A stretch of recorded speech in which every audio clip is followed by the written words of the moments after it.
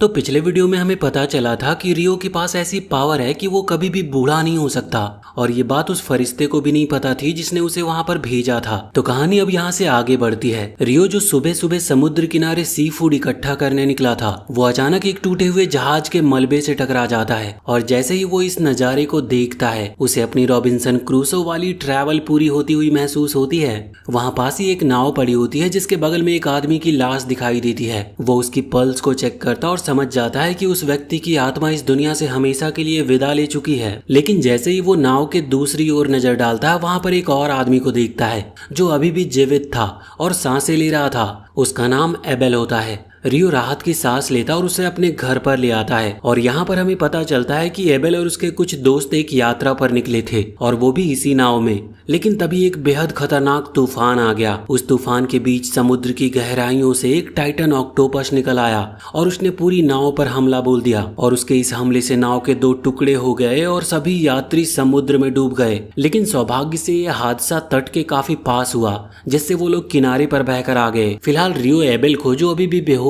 था, अपने घर लेकर आया था, और इसके बाद वो कुछ अपने घरेलू कामों में लग गया। इसी बीच एबेल की आंखें खुलती और वो इधर उधर देखकर सोचता है कि आखिर वो है कहाँ पर। वो घर से बाहर निकलता और देखता है कि उसके चारों ओर असली फूलों का बगीचा है, और उसके बीचों बीच एक पत्थर का रास्ता जंगल की ओर जाती है। ये सब कुछ रियो ने अपने हाथों से बनाया था। इसी दौरान रियो वहां पर आता और एबेल के ठीक होने पर खुशी जाहिर करता है। हालांकि उसे अब भी ये नहीं पता कि एबेल असल में है कौन। वहीं दूसरी तरफ एबेल हैरान रह जाता है, क्योंकि उसने रियो की मौजूदगी को बिल्कुल भी महसूस नहीं किया था। अब वो सोचने लगता है कि क्या रियो के पास कोई स्पेशल पावर है जिससे वो अपने आसपास की गतिविधियों को बिना आहट के महसूस कर सकता है। लेकिन फिर भी एबेल को जो सबसे ज्यादा खटकती है वो रियो का वहां पर अकेला होना। मतलब रियो का ऐसा रहन सहन जैसे वो किसी निर्जन द्वीप पर अकेला हो। एबेल मन ही मन ये पूछना चाहता है कि क्या रियो कोई ऐसा पहाड़ी आदमी है जिसके पास पहनने के ढंग के कपड़े तक नहीं। लेकिन वो खुद को रोक लेता है, क्योंकि वो पहली मुलाकात में कोई गलत छाप नहीं छोड़ना चाहता था। इसीलिए वो बहुत ही विनम्रता से अपना परिचय देता है, और वो उसका थैंक्स करता है कि उसने उसकी जान बचाई। रियो जवाब में कहता है कि उसे किसी तरह की तारीफ नहीं चाहिए,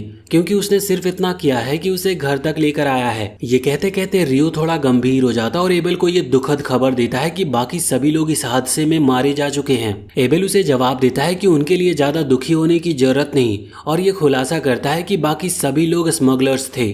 जैसे ही एबेल इस घटना के बारे में विस्तार से बताने वाला होता है, उसके पेट में जोर से आवाज आती है। रियो मुस्कुराते हुए सुझाव देता है कि क्यों ना ये बातचीत दोपहर के खाने के समय जारी रखी जाए। अब जब दोनों एक दूसरे से थोड़ा परिचित हो चुके थे, तो एबेल उससे पूछता है कि क्या उसके पास पहनने को कोई और कपड़े का सेट नहीं है। रियो बड़े सहज भाव से बताता है कि उसके पास वो जरूरी सामग्री ही नहीं, जैसे धागा या कपड़ा जिनसे वो कपड़े बना सके।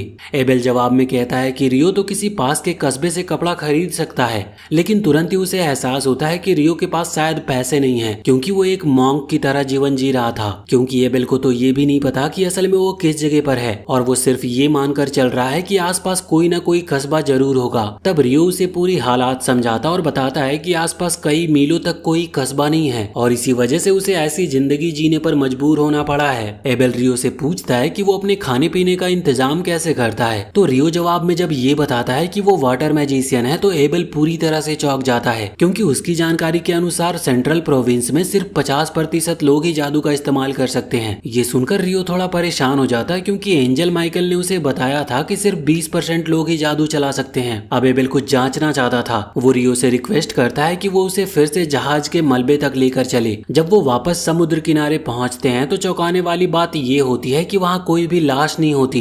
रियो ये अनुमान लगाता है कि शायद लाशें समुद्र में बह गई होंगी, या किसी समुद्री राक्षस ने उन्हें खा लिया होगा। इसका मतलब ये निकलता है कि अगर रियो ने एबेल को ना बचाया होता, तो शायद वो भी अब तक खा जाया चुका होता।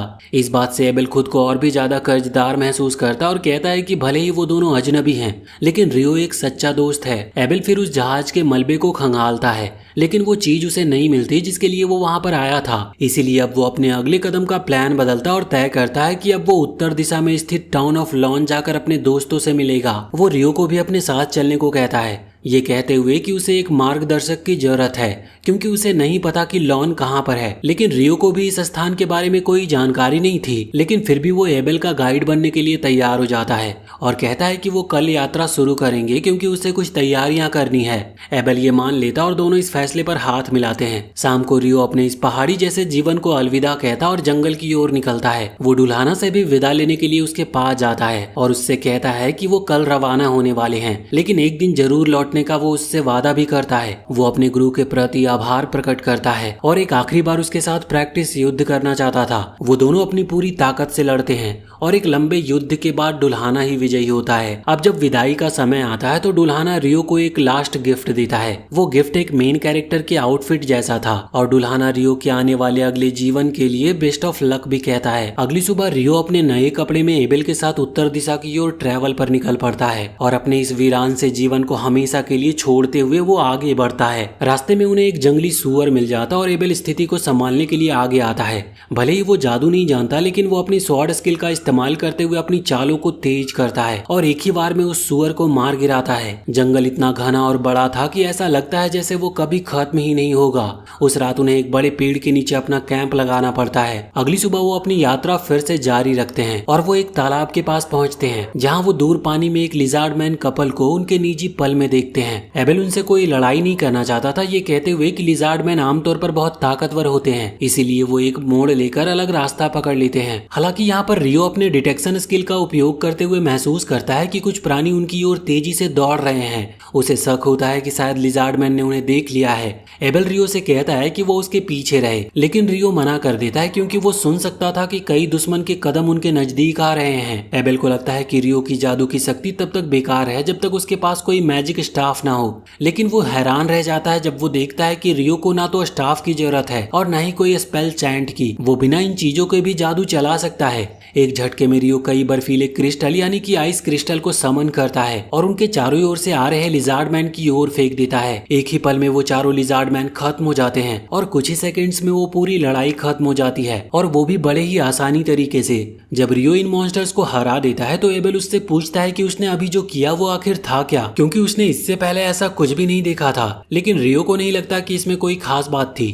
वो कहता है कि उसने बस एक वाटर लैंसर का इस्तेमाल किया था। वो एबेल से कहता है कि ये कोई विशेष बात नहीं है, लेकिन एबेल उसकी बातों से सहमत नहीं होता, खासकर इसीलिए क्योंकि उसने अपनी आंखों से देखा था कि रियो ने एक साथ 4 लैंसर को बुलाया था, जबकि उसकी जानकारी के अनुसार मेजेज एक बार में सिर्फ एक ही जादू को इन्वोक कर सकते हैं। एबेल रियो से कहता है कि उसे इस बात की चिंता है और रियो भी ये बात मानता है कि वो भी इस बात से अनजान था। वो बातचीत का विषय बदलने की कोशिश करता है, लेकिन एबेल जिद करता है कि विंड मेजेज जिन्हें वो जानता है उनके लिए भी ये संभव नहीं है। रियो उसे याद दिलाता है कि वो वाटर मेज है, विंड मेज नहीं। आगे बढ़ने से पहले रियो एक मंत्र बोलता और पीने के लिए साफ पानी पैदा करता है। वो एबेल को याद दिलाता है कि वो दोनों थक चुके हैं और आगे का दिन लंबा होने वाला है, इसीलिए उन्हें पहले खुद को हाइड्रेट कर लेना चाहिए। एबेल पानी पी लेता है, लेकिन फिर भी उसके मन में कुछ बेचैनी थी। रियो ने जिन जादुई मंत्रों का प्रयोग किया था वो एबेल के लिए अजीब थे, क्योंकि वो उनसे परिचित नहीं था। लेकिन जब वो रियो से इस बारे में पूछता है तो रियो इसका कोई जवाब नहीं देता। वो दोनों अपनी यात्रा पे आगे बढ़ते हैं और जैसे जैसे वो लूना के करीब पहुंचते हैं एबेल रियो को एक सिक्का देता है जिसे लूना में इस्तेमाल किया जा सकता है। रियो इससे बेहद एक्साइटेड हो जाता है क्योंकि ये पहली बार है जब उसने इस दुनिया में असली पैसे को हाथ में लिया था। रियो की उस खुशी को देखकर एबेल उसे समझाता है कि इस दुनिया में कई तरह की करेंसीज प्रचलित हैं और ये खास करेंसी किंगडम ऑफ नाइटली की है जिसमें लूना एक शहर है। वो आगे बताता है कि इस किंगडम में कुल 3 मुख्य शहर हैं, लूना, होंडेलो फेडरेशन और दूही एम्पायर।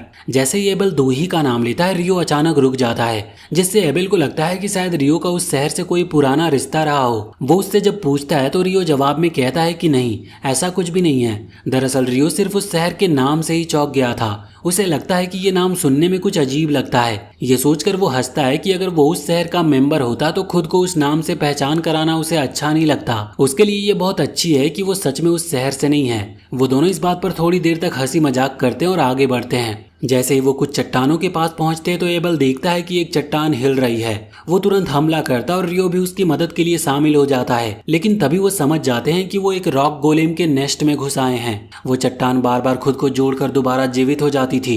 एबेल अपनी तलवार से उसमें छेद करता है, लेकिन फिर से वो रीजनरेट्स हो जाती थी। जब एबेल की तलवार बेअसर साबित होती है तब रियो आगे आकर एक 10 लेयर वाली आइस रॉक का इन्वोक करता है और 2 चट्टानों पर वार करता है। ये हमला इतना शक्तिशाली होता है कि वो चट्टानों को पूरी तरह से चकनाचूर कर देता है। फिर वो बाकी के चट्टानों पर भी यही हमला दोहराता है। जब वो आखिरी रॉक गोलेम तक पहुंचते हैं तो देखते हैं कि वो चुपचाप लेटा हुआ है और बिल्कुल नहीं हिल रहा। रियो तुरंत समझ जाता है कि ऐसा इसीलिए है क्योंकि वो अपनी पीठ के बल लेटा है और इन गोलेम की शक्ति जमीन से आती है। जब वो अपनी पीठ के बल गिरते हैं तो पूरी तरह से पावरलेस हो जाते हैं। वो अपने पैरों के नीचे एक मैजिक कोर भी देखते हैं और एबेल पहचान लेता है कि ये गोलेम कई सारे मॉन्स्टर्स को मार चुके होंगे, इसीलिए ये कोर बहुत ही वैल्यूएबल होते हैं। वो तय करते हैं कि इस कोर को टूर स्पॉइल यानी कि यात्रा की लूट के रूप में साथ ले लेंगे। रियो बाकी गोलेम से भी कोर लेने के बारे में सोचता है, लेकिन तभी उसे दिखाई देता है कि बाकी गोलेम्स अभी भी आइस रॉक से लड़ रहे हैं, इसीलिए वो बिना किसी आवाज के वहां से निकल लेते हैं। आगे बढ़ते हुए उन्हें एक और मॉन्स्टर दिखाई देता है। रियो सोचता है कि बस एक साधारण सा मेंढक है, लेकिन एबेल को लगता है कि ये एक बेहेमौत है। जिंदगी उन्हें ये बहस करने का समय भी नहीं देती कि ये वास्तव में क्या है, क्योंकि उसी समय कई वेबरेंस उड़ते हुए वहां पर आ जाते हैं और अब वो दोनों एक युद्ध क्षेत्र के बीच में थे। लेकिन साथ ही किस्मत भी उनके साथ थी, क्योंकि बेहेमौत भी इस लड़ाई का हिस्सा है और वो जानते हैं कि वो इतनी आसानी से हार नहीं मानेगा। और वो सही साबित होते हैं क्योंकि बेहेमौत जादू का प्रयोग करता और अंत में विजयी रहता है। रियो अब तक की अपनी यात्रा से बेहद रोमांचित हो चुका था। रात को वो आग जलाते हैं और आपस में बातें करते हैं। रियो एबेल से मजाक करता है कि उसने सोचा था कि एबेल भी बेहेमौत से लड़ेगा और वो उस लड़ाई का दूसरा दौर देख पाएगा। रियो का स्वभाव थोड़ा शरारती है, लेकिन ये सब एक मजाक था। वो उस मैजिक नेगेशन के बारे में पूछते हैं जिससे जादू के प्रभाव को निष्क्रिय किया जा सकता था, जिसे बेहेमौत ने लड़ाई में उपयोग किया था। एबेल कहता है कि उसने ऐसा केवल डंजन ट्रैप में देखा है। डंजन की बात सुनकर रियो बहुत उत्साहित हो जाता है और जब एबेल ये नोटिस करता है तो वो पूछता है कि क्या रियो को डंजन में दिलचस्पी है। रियो जवाब में तुरंत ही हाँ कहता है। वो वास्तव में बहुत ही भाग्यशाली है क्योंकि पूरे किंगडम में सिर्फ एक ही डंजन है और वो लूना में स्थित है, वही शहर जहाँ पर वो अभी जा रहे थे। रियो एबेल से चिढ़ते हुए कहता है कि उसने ये बात उससे छुपाई थी और पहले क्यों नहीं बताई, लेकिन एबेल जोर देकर कहता है कि उसे नहीं पता था कि रियो को डंजन में दिलचस्पी होगी। जब रियो जिद करता है कि वो और क्या क्या बातें उससे छुपा रहा है तो एबेल उससे पूछता है कि क्या उसने कभी डॉर्फ्स और एल्फ्स को देखा है, क्योंकि वो सच में बहुत भाग्यशाली है। लूना में कई सारे डॉर्फ्स रहते हैं और वो बेहद ताकतवर होते हैं। जब एबेल ये बात कहता है तो रियो कहता है कि वो पहले से ही जानता है, जिससे एबेल हैरान हो जाता है कि रियो को ये जानकारी कैसे हो सकती है। फिर एबेल आगे बताता है कि लूना में केवल एक एल्फ है और रियो तुरंत कहता है कि वो उससे भी परिचित है। वो अपनी यात्रा पहाड़ियों की ओर जारी रखते हैं और रियो एबेल को बताता है कि जैसे ही वो उस पहाड़ी को पार करेंगे उन्हें एक इंसानी बस्ती मिलेगी। एबेल को उम्मीद नहीं थी कि रियो को इस बारे में जानकारी होगी, इसीलिए वो रियो से पूछता है कि उसे ये बात कैसे पता है। तो रियो को याद आता है कि ये बात उसे ड्रैगन ने बताई थी जब वो बात कर रहे थे, लेकिन उसे पता है कि एबेल उस पर यकीन नहीं करेगा, इसीलिए वो बस इतना कहता है कि इस बात को जाने दो। जैसे ही वो आगे बढ़ते हैं एक हाई लेवल मॉन्स्टर उन्हें धमकाता है। एबेल उसकी उपस्थिति को महसूस करता और लड़ने के लिए तैयार हो जाता है, लेकिन जब वो सामने खड़ी विशाल पर्वत सी आकृति को देखता है तो वो इतना डर जाता है कि ना तो लड़ने का सोच पाता और ना ही ठीक से सांस ले पाता है। लेकिन सौभाग्य से रियो उसका ध्यान भटकाता है और उस मॉन्स्टर की ओर मांस का एक टुकड़ा फेंकता है। जैसे ही वो पक्षी जैसा मॉन्स्टर मांस निगलता है वो उन दोनों को छोड़ देता है। एबेल राहत की सांस लेता और शुक्र मानता है कि सब कुछ ठीक रहा। वो खुश है कि रियो ने उसकी जान बचा ली। वो अपनी यात्रा में आगे बढ़ते हैं और सोचते हैं कि इस इलाके में कुछ तो गड़बड़ है। यहाँ के मॉन्स्टर वैसे नहीं है जैसे होने चाहिए। वो इंसानों से लड़ने नहीं आए हैं, बल्कि कुछ और ही चल रहा है। उन्हें ये भी याद आता है कि वेब्रन्स हमेशा उत्तर की दिशा से उड़ते हुए आते हैं। इससे वो ये कंक्लूजन निकालते हैं कि शायद वो नॉर्थ माउंटेन के पास हैं। वो पहाड़ी के किनारे झांकते हैं और देखते हैं कि कई सारे वेब्रन किसी और मॉन्स्टर की लाश को खा रहे थे। उन्हें समझ आ जाता है कि उनकी सोच बिल्कुल सही थी। तो यहाँ पर एबेल प्लान बनाता है कि उन्हें इनसे नहीं लड़ना चाहिए, लेकिन रियो सोचता है कि उन्हें लड़ना ही होगा और अगर लड़ाई करनी है तो ये सबसे अच्छा मौका है जब वेब्रन जमीन पर है। वो दोनों लड़ाई में उतरते हैं और जीत भी जाते हैं, लेकिन तभी और भी कई सारे वेब्रन उड़ते हुए उनकी ओर आते हैं। रियो अपनी जादुई शक्ति का उपयोग करते हुए उन्हें आसमान से गिरा देता है। तो वहीं एबेल उनकी जेम्स को लेने चला जाता है। एबेल अब तक की लड़ाई से बहुत ही एक्साइटेड हो चुका था, इसीलिए जब और भी मॉन्स्टर्स आते हैं तो वो बहुत ही खुश होता है और बिना डरे उनका सामना भी करता है। और जब उनकी लड़ाई पूरी तरह से खत्म होती है तो वो एक दूसरे की ओर देखते हैं और मुस्कुरा देते हैं और अब उन दोनों की एक शानदार जोड़ी भी बन चुकी थी। वो दोनों अपनी यात्रा को आगे बढ़ाते हैं और इस इस दौरान दोनों एक दिलचस्प बातचीत में उलझ जाते हैं और चर्चा का विषय होता है कि क्या उन्हें फिर से कभी वेवनर्स जैसी खतरनाक मॉन्स्टर से टकराना चाहिए। रियो को इसमें कोई दिक्कत नहीं थी, उसे तो इन राक्षसों से लड़ने में और भी मजा आता था, लेकिन एबेल इस विचार से ही कांप उठता है। वो दोबारा वैसा खतरा नहीं उठाना चाहता था, लेकिन फिर भी वो इस बात से संतुष्ट है कि पिछली बार रियो ने उन वेवनर्स से लड़ाई की थी, क्योंकि अब उनके पास एक भारी थैला जादुई पत्थरों से भरा हुआ है और ये पत्थर बेहद कीमती हैं और उन्हें बेचकर वो दोनों काफी पैसे कमा सकते हैं। वो दोनों उत्तर दिशा में काफी दूर तक चलते हैं और उन्हें एक दूर एक पतली सी सड़क नजर आती है जो उन्हें एक संभावित कस्बे की ओर ले जाती दिख रही थी। एबेल चारों ओर नजर दौड़ाता और गौर करता है कि वो सड़क पूरब की ओर जाती हुई नजर आ रही है और सामने एक विशाल बर्फीला पहाड़ भी खड़ा है। ये देखकर एबेल के मन में आता है कि शायद उन्हें पश्चिम की ओर बढ़ना चाहिए। वो उन बर्फ से ढके पहाड़ों को पहचानता है, लेकिन रियो को इस बारे में वो कुछ भी नहीं बताता। वो बस इतना कहता है कि अगर वो इस पहाड़ को पूरब की ओर फॉलो करे तो उन्हें क्यादी नाम का एक टाउन मिलेगा। रियो ये सुनकर खुशी से झूम उठता है और बड़े ही एक्साइटमेंट से बताता है कि वो कितनी शिद्दत से एक असली बिस्तर पर सोने को मिस कर रहा था। एबेल ये सुनकर थोड़ा हैरान हो जाता है। वो सोच में पड़ जाता है कि रियो दरअसल एक रिलैक्सर टाइप इंसान है। अब तक तो उसने उसे बस एक गुफावासी या यूं कहे कि एक क्रेजी फाइटर ही समझा था, जिसे सिर्फ लड़ाइयों से मतलब है और हर समय बस मॉन्स्टर का शिकार करना चाहता है। खैर, क्यादी पहुंचने से पहले ही एबेल रियो को सलाह देने लगता है कि वहां पर पहुंचकर उसे क्या क्या करना चाहिए। वो रियो को वहां की प्रसिद्ध लोकल क्यूजीन के बारे में बताता है, जो उसके अनुसार बेहद ही स्वादिष्ट और दिल को लुभाने वाली होती है। बहुत ज्यादा समय नहीं लगता और दोनों उस छोटे से टाउन क्यादी में पहुंच जाते हैं। शहर में घुसते ही वो सीधे एक स्थानीय रेस्टोरेंट की ओर बढ़ते हैं और वहां बैठकर खाना ऑर्डर करते हैं। रेस्टोरेंट में बैठकर एबेल रियो को एडवेंचर गिल्ड्स के बारे में जानकारी देता है। वो बताता है कि एक एडवेंचरर के तौर पर रजिस्ट्रेशन करवाने के कई फायदे हैं और रियो जैसे ताकतवर इंसान को ये मौका हाथ से जाने नहीं देना चाहिए। वो आगे कहता है कि एडवेंचरर गिल्ड का गिल्ड कार्ड एक तरह का पहचान पत्र होता है जो किसी व्यक्ति को पूरे राष्ट्र में बिना किसी परेशानी के स्वतंत्र रूप से घूमने की अनुमति देता है। रियो को ये आइडिया बेहद ही पसंद आता है, खासकर इसीलिए क्योंकि जब वो टाउन में घुस रहे थे तब गेट पर खड़े गार्ड को एबेल को रियो के लिए एक सिल्वर कॉइन देना पड़ा था। एबेल उसे गिल्ड के एक और बेहतरीन फायदे के बारे में बताता है। वो ये है कि रियो अपने पास जमा किए गए मैजिक स्टोन्स और मॉन्स्टर लूट को गिल्ड के जरिए ट्रेड कर सकता है, लेकिन वो ये भी कहता है कि इसके लिए रियो को एक अल्केमिस्ट के रूप में रजिस्टर्ड होना पड़ेगा, क्योंकि रियो को पहले से ही केमिस्ट्री में गहरी रुचि है। तो वो अल्केमी के विचार से तुरंत ही आकर्षित हो जाता है और अब गंभीरता से एडवेंचरर बनने के बारे में सोचने लगता है। इतने में एक वेट्रेस उनके पास आती है और उन्हें करी और चावल सर्व करती है। जैसे ही रियो पहला कोर खाता है वो ईमानदारी से चौंक उठता है। उसे विश्वास ही नहीं होता कि इस अनजान दुनिया में भी उसके पुराने संसार जैसा साधारण और पसंदीदा खाना उपलब्ध है और वो बेहद ही खुश होकर जल्दी जल्दी खाने लगता है। और अगली सुबह उठते ही वो फिर से करी की ही तारीफ करता है, जिससे एबेल को यह एहसास होता है कि शायद ये गुफावासी कभी ढंग का खाना खाता ही नहीं था। और जब रियो पूछता है कि एबेल ने उसे टाउन में करी के बारे में पहले क्यों नहीं बताया, तो वो मजाक में कहता है कि शायद एबेल उससे और भी कुछ जूसी सीक्रेट छुपा रहा है। ये सुनकर एबेल थोड़ा घबरा जाता है, जिससे ऐसा लगता है कि वो शायद वाकई कुछ रहस्य छुपा रहा हो। इसके बाद वो दोनों फिर से अपनी यात्रा पर निकल पड़ते हैं। इस बार उनका रास्ता हरे भरे मैदानों और लहलहाते खेतों से होकर गुजरता है। यात्रा ज्यादा लंबी नहीं होती और वो जल्दी अपने डेस्टिनेशन तक पहुंच जाते हैं। लोन टाउन की बाहरी सीमाओं पर वो पहुंच चुके थे।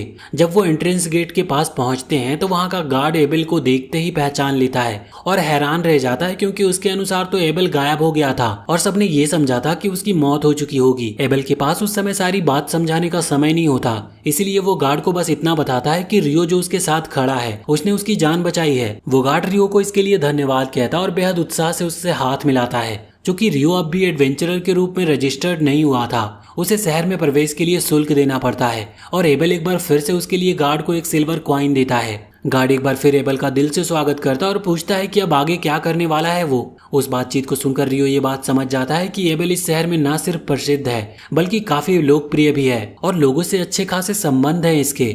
बहरहाल एबेल और रियो सीधा एडवेंचरर गिल्ड की ओर आगे बढ़ते हैं। रास्ते में एबेल रियो को बताता है कि सामान्यतः जब कोई व्यक्ति गिल्ड में रजिस्टर करता है तो उसकी रैंक F से शुरू होती है, लेकिन चूंकि एबेल खुद एक अनुभवी और सम्मानित एडवेंचरर है, वो रियो की काबिलियत की गारंटी दे सकता है और उसकी इस सिफारिश की वजह से रियो को E या शायद D रैंक से भी शुरुआत करने का अवसर मिल सकता है। इस दुनिया में भी वही आम रैंकिंग नियम लागू होते हैं, यानी जितनी ऊंची रैंक उतनी ज्यादा चुनौतीपूर्ण लेकिन लाभदायक क्वेस्ट भी।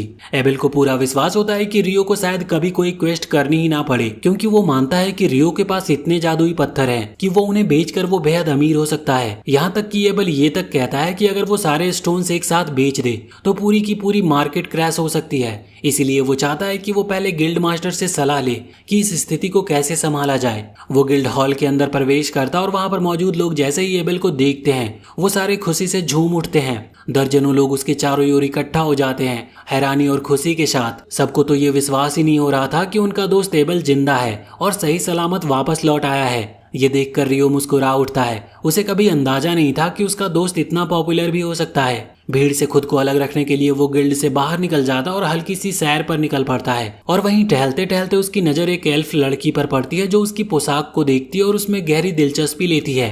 वो कहती है कि ये पोशाक हूबहू फेरी किंग जैसी लग रही है। रियो चौंक जाता है क्योंकि उसने कभी फेरी किंग के बारे में सुना तक नहीं था। लेकिन वो लड़की उसे कुछ भी समझाने के बजाय कहती है कि उसे जल्दी है और शायद वो जल्दी दोबारा मिलेंगे। उधर एबेल गिल्ड हॉल से बाहर आता है। वो रियो को ढूंढता और उसे फिर से अंदर ले जाता है। वो सबके सामने रियो का परिचय कराता और बताता है कि ये वही आदमी है जिसने उसकी जान बचाई थी।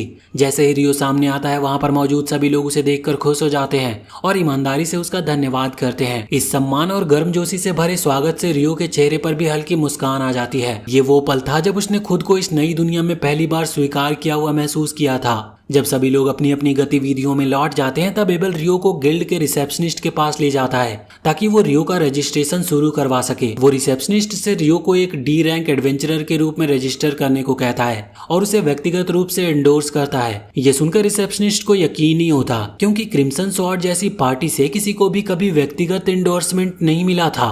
वो बताती है कि ये पहली बार है जब इस पार्टी में कोई व्यक्ति ऐसा कर रहा है, जिससे ये तो स्पष्ट होता है कि रियो कोई साधारण इंसान नहीं है। लेकिन फिर भी वो रजिस्ट्रेशन को अप्रूव कर देती है, लेकिन ये भी कहती है कि रियो को एक फिजिकल असेसमेंट प्रोसेस से गुजरना होगा।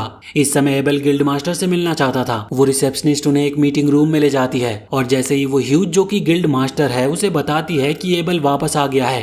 ह्यूज तेजी से कमरे में दाखिल होता है। वो ये सुनकर ही हैरान हो जाता है कि कोई उस विशाल पर्वत को पार करके जिंदा लौट आया है, चाहे वो खुद गिल्ड मास्टर ही क्यों ना हो। एबेल ह्यूज से आग्रह करता है कि सिर्फ ये तथ्य ही काफी होने चाहिए कि रियो को रैंक अप कर दिया जाए, क्योंकि उसके अनुसार बिना किसी स्पेशल स्किल के कोई भी व्यक्ति ये कर ही नहीं सकता। ह्यूज उसकी बातों से सहमत होता है और रियो को रैंक अप करने के लिए तैयार हो जाता है। उनकी बातचीत अभी पूरी नहीं होती कि अचानक एक टीम कमरे में घुसती है और वो टीम एबेल की ही होती है, जिनमें लिन, वैरेन और रिया होते हैं। और जैसे ही लिन एबेल को देखती है वो घुटनों के बल गिर जाती है, आंखों में आंसू लिए। वो सोच भी नहीं सकती थी कि वो एबेल को कभी फिर से देख पाएगी। एबेल उनके पास जाता और माफी मांगता है कि उसने उन्हें चिंता में डाला। वो स्वीकार करता है कि अगर रियो ने उसकी जान नहीं बचाई होती तो वो भी जीवित नहीं होता, इसीलिए असली धन्यवाद रियो को जाना चाहिए। ह्यूज समझ जाता है कि पार्टी के पास एक दूसरे से बहुत कुछ शेयर करने को होगा, इसीलिए वो उन्हें वो रूम यूज करने देता है और गिल्ड क्लर्क नेना को बोलता है कि वो रियो को रजिस्ट्रेशन के लिए आवश्यक मटेरियल तैयार करे। इसके लिए वो रियो को अपने साथ ले जाता है, लेकिन एबेल उसे रोकता है और कहता है कि उन्हें एक साथ कुछ जरूरी काम करना है, इसीलिए रजिस्ट्रेशन के बाद गिल्ड में ही उसका इंतजार करे। रियो ह्यूज के साथ जाता और ह्यूज पढ़ लेता है कि रियो इस बात को लेकर कंफ्यूज है कि एबेल कितना फेमस है। ह्यूज उसे बताता है कि क्रिम्सन स्वॉर्ड पार्टी इस गांव की सबसे मजबूत पार्टी है और एबेल की अनुपस्थिति ने सभी को बहुत ही प्रभावित किया है। रियो पूछता है कि क्या वो डैंक में रजिस्टर होने वाला है, तो ह्यूज उसे बताता है कि हाँ, ये वही गिल्ड है। ह्यूज मानता है कि एबेल बेहद स्ट्रांग है, लेकिन वो ये भी कहता है कि अगर उसके पास अच्छा सपोर्ट नहीं होता तो वो इतना कुछ कर नहीं पाता। इसीलिए उसे यकीन है कि रियो भी एक असाधारण व्यक्ति है। वो उसे एक दूसरे ऑफिस में ले जाता और नेना वहाँ रजिस्ट्रेशन मटेरियल लेकर पहुंचती है। ह्यूज उसे पेपर वर्क सौंपता है और खुद अपने बाकी गिल्ड के दस्तावेजों में लग जाता है। नेना रियो से मिलती और अपना परिचय देती है। वो एक बुक लेकर आती है और रियो से उसकी स्किल्स, लेवल और डंजन्स के अनुभव के बारे में सवाल करती है। जब रियो कहता है कि वो कभी किसी डंजन में नहीं गया तो वो बताती है कि हर महीने डंजन क्लासेस होती है और पूछती है कि क्या वो उसमें नामांकन कराना चाहता है, तो रियो हाँ कहता है। वो बताती है कि अगली क्लास कुछ दिनों में सुबह 9 बजे है। रियो ये सुनकर थोड़ा चौंकता है कि यहाँ टाइम सिस्टम भी मौजूद है और नेना बताती है कि शहर के बीच में एक घड़ी है जो समय दिखाती है। वो ये भी बताती है कि चूंकि रियो के पास रहने की कोई जगह नहीं है, इसलिए वो गिल्ड लॉज में 300 दिन तक रह सकता है। पेपर वर्क पूरा होने के बाद वो एक सिस्टम पर अपना हाथ रखने को कहती है, तो सिस्टम उसकी जानकारी उसके कार्ड पर प्रिंट करता और रजिस्ट्रेशन पूरा हो जाता है। रजिस्ट्रेशन खत्म होने के बाद वो बाहर निकलते और ह्यूज बहुत प्रसन्न होता है कि एबेल लौट आया है। वो कहता है कि एबेल की अनुपस्थिति ने पूरे शहर को अस्त व्यस्त कर दिया था। रियो फिर से एबेल के पास लौटता है जो उसे शहर में घुमाने ले जाता है। एबेल बताता है कि वो अब उन मैजिक स्टोन्स का पैसा लेने जा रहे हैं जो उन्होंने बेचे हैं और साथ ही वो रियो के लिए कुछ कपड़े और एक स्टाफ भी खरीदना चाहता है। रियो इस सद्भावना की सराहना करता है, लेकिन पूछता है कि वो स्टाफ क्यों। एबेल कहता है कि एक मैजिशियन को स्टाफ का उपयोग करना चाहिए, लेकिन रियो कहता है कि वो बिना इसके भी ठीक है और वो हमेशा अपनी तलवार के साथ तैयार रहता है। एबेल को लगता है कि उसके पास तलवार है ही नहीं, लेकिन रियो अपनी कमर पर बंधी छोटी सी तलवार दिखाता है, लेकिन एबेल उसे सिर्फ एक नाइफ समझता है। लेकिन रियो कहता है कि वो एक असली तलवार है और वो उसका उपयोग अच्छे से करता है। एबेल अब तक रियो की जिंदगी को एक रहस्य की तरह देख रहा था और उसके पास भी अब भी बहुत से सवाल हैं जो वो रियो से पूछना चाहता है। उसके शॉपिंग और कई सवाल जवाब के बाद रियो को पता चलता है कि इस वर्ल्ड में भी 24 घंटे का एक दिन होता है, 7 दिनों की एक हफ्ता होता है और 30 दिनों का एक महीना होता है, बिल्कुल पृथ्वी की तरह। करी जैसी चीजें खाने के बाद वो अनुमान लगाता है कि शायद कोई ना कोई इंसान पृथ्वी से इस वर्ल्ड में पुनर्जन्म हुआ है और उसने इस जगह को बदल दिया है। इसके बाद एबेल उसे फिर से मिलकर उन सभी चीजों के लिए उसकी सराहना करता है जो उसने खरीदी थी। फिर वो रियो को बताता है कि अब उन्हें एक और जगह पर जाना है और कहता है कि वो गेस्ट ऑफ ऑनर है और वो इनकार नहीं कर सकता। एबेल उसे उसकी वेलकम पार्टी में ले जाता है जहां वो पूरी रात मस्ती करते हैं और शराब में डूब जाते हैं। अगली सुबह रियो थका होता है और नीना के साथ अपनी लॉज की ओर चल रहा होता है। नीना मानती है कि उसकी रात बहुत मस्ती भरी रही होगी। वो बताती है कि रात जो एबेल का भाई है रियो से अलग ही नहीं हो रहा था, क्योंकि वो उसके द्वारा किए गए कामों के लिए बहुत ही आभारी था। लेकिन रियो की थकान की असली वजह ये थी कि उसने जरूरत से ज्यादा शराब पी ली थी। वो अंततः लॉज में पहुंचते और नीना दरवाजा खोलती है। कमरे में पहले से 2 लोग मौजूद होते और नीना रियो को उनका रूममेट बताकर परिचय कराती है। वो दोनों रूममेट्स नील्स और ऑटो रियो से हाथ मिलाते हैं और नीना रियो को अगले दिन की क्लास की याद दिलाकर चली जाती है। नीना के जाते ही नील्स नीना की सुंदरता की तारीफ करता है, लेकिन ऑटो को इस बात में कोई भी इंटरेस्ट नहीं होता। वो रियो से बात करना शुरू करता और दोनों एक दूसरे के साथ कैजुअल तरीके से रहने का फैसला करते हैं। लेकिन तभी नीना फिर से दरवाजा खटखटाती है और एक और रूममेट एमेन को लेकर आती है। एमेन बहुत छोटी लगती है और जब उससे उसकी उम्र पूछी जाती है तो वो बताती है कि वो 16 साल की है। उसके माता पिता की हाल ही में मौत हो चुकी है, इसीलिए उसने एडवेंचरिंग से कमाने का निर्णय लिया है। नीना सबको उसे वेलकम करने को कहती है और रियो से कहती है कि वो अगली सुबह क्लास में उसके साथ आए। उसी समय दूसरी ओर एबेल अपनी पार्टी को रियो के बारे में सब कुछ बताता है कि कैसे उसने बिना स्टाफ के मैजिक का इस्तेमाल किया, कैसे उसने आइस ब्लॉकर से वाइवनर्स को मारा और भी बहुत कुछ। लिन को उसकी बातों पर विश्वास ही नहीं होता। वो कहती है कि ये मैजिक थ्योरी के खिलाफ है, क्योंकि दूरी और निकटता का एक प्रभाव होता है। एबेल जोर देकर कहता है कि उसने जो देखा वही कह रहा है। रिया कहती है कि केवल एक ही लीजेंड इतना ताकतवर था, जो था इन्फेर्नो मैजिशियन। वो सभी इस पर चर्चा करते हैं कि शायद रियो वही लीजेंड है, लेकिन उन्हें यकीन नहीं क्योंकि किसी ने उसे सच में देखा नहीं। लेकिन फिर सभी को एक चिंता होती है कि अगर रियो इतना ताकतवर है तो क्या वो उनके खिलाफ हो सकता है या एम्पायर को समर्थन दे सकता है। लेकिन एबेल उन्हें भरोसा दिलाता है कि रियो कभी भी दूही एम्पायर को समर्थन नहीं देगा, क्योंकि वो तो उस नाम से ही नफरत करता है। दूसरी ओर रियो अपने रूममेट्स के साथ मजाक कर रहा था और सोचता है कि उसकी जिंदगी कितनी बदल चुकी है और शायद अब उसकी जिंदगी पूरी तरह से आगे और भी बदलने वाली है। तो फिलहाल ये वीडियो यहीं पर खत्म होती है। अगर आपको आगे की भी कहानी जाननी है तो हमें कमेंट सेक्शन में जरूर बताएं और वीडियो अगर पसंद आई हो तो चैनल को सब्सक्राइब करके बेल आइकन जरूर दबा लें।